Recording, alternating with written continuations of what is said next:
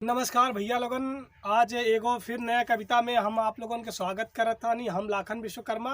तो आज के कविता बा नमक रोटी भले मिली सैया पर करा जिन बैमनिया। तो यही पे कविराज भैया हमारे सुनई है। बहुत शानदार कविता हो, सुना जाए आप लोगन के मन छुई जाए। तो कविराज भैया तनी बतावा ठगी बेईमानी से कैसे दूर रहा। बताओ थई ठगी बेईमानी कई के आदमी भले बढ़ जाए मगर परापत ना है। ये बात तो सही है। हाँ सुना सुनावा। भले मिली है नमक चटनिया बलमुआ दिन करा ठगी बेईमानिया ना।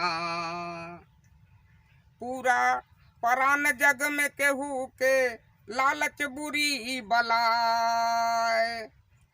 सबुर संतोख से बढ़ के देखा कौनो ना बाय। अपने बल पर रुख के करा भरोसा अरे ना तो डसी है माया ठगिनिया ना। भले मिली है नमक चटनिया बलमुआ करा दिन ठगी बेईमानिया ना। बड़े बड़े गयन दुनिया से रहन मार काटी के बनाए। अखिया देखत सब कुछ छूटी गए अरे हथवा कुछ ना पाए। खाली हथवा गए नहीं हाथ से अरे दुनिया गावे करम कहानिया ना। भले मिली है नमक चटनिया बलमुआ करा दिन ठगी बेईमानिया ना।